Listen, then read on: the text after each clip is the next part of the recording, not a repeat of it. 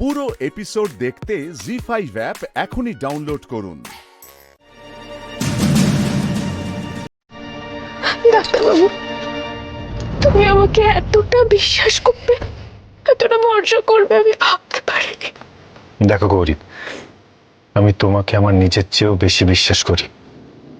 তুমি কি করতে পারো না করতে পারো আমি সবটাই বুঝি। আর গৌরী, কি হয়েছে সেটা আমাকে সত্যি করে বলো তো। ওই ছেলেটা কে? তুমি যখন আমাকে এতটা বিশ্বাস করলে তখন আর একটু ধৈর্য ধরো ডাক্তারবাবু। আমি আমি পুরো ঘটনাটা না জানা পর্যন্ত কিছু বলতে পারবো না। আমাকে আগে সবটা জানতে হবে। তুমি তুমি আর একটু সময় দাও আমাকে। বেশ, তোমাকে শুধু একটাই কথা বলার আছে গৌরী। এই যে মাঝে মধ্যেই না জেনে বুঝে হুটহাটি কাজকর্মগুলো করো, এর ফল কিন্তু শুধুমাত্র তোমাকেই ভুগতে হয়। বিশ্বাস করো ডাক্তারবাবু, আমি সত্যি মিথ্যে কথা বলছি না গো। ঠিক আছে, যথেষ্ট রাত হয়েছে, এবার ঘুমিয়ে পড়ো।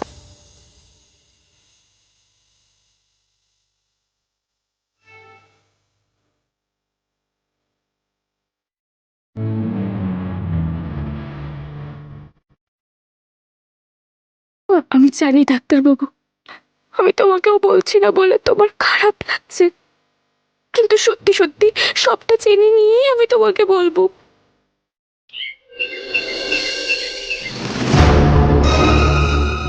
এই বালা নিয়ে এসেছো? অপদার্থ কোথাকার! চলে যাও, চোখের সামনে থেকে দূর হয়ে যাও। মা, আপনার শাড়ি আপনি নিজেই পছন্দ করে রেখেছিলেন। চলে যাও এখান থেকে, যাও।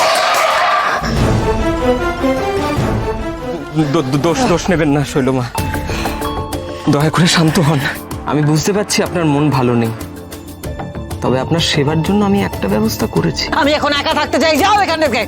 মা, দয়া করে একটা সুযোগ দিন মা। আপনার সব অস্থিরতা, সব ক্লান্তি দূর করতে পারি কিনা। এই এসো।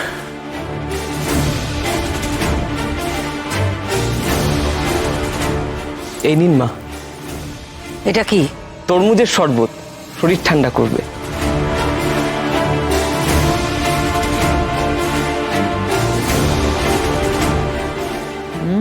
ভৃঙ্গরাজের তেল মা, মাথায় মালিশ করলে মাথা ঠান্ডা হবে।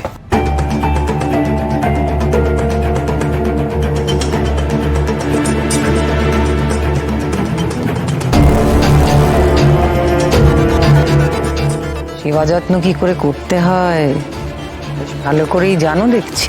আপনার সেবা করব বলেই তো এখানে আছি।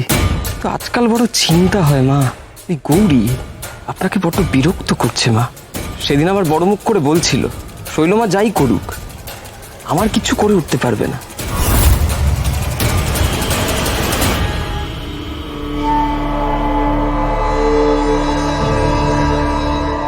ও বলেছে? হ্যাঁ শৈলমা, গৌরী সত্যিই বলছিল।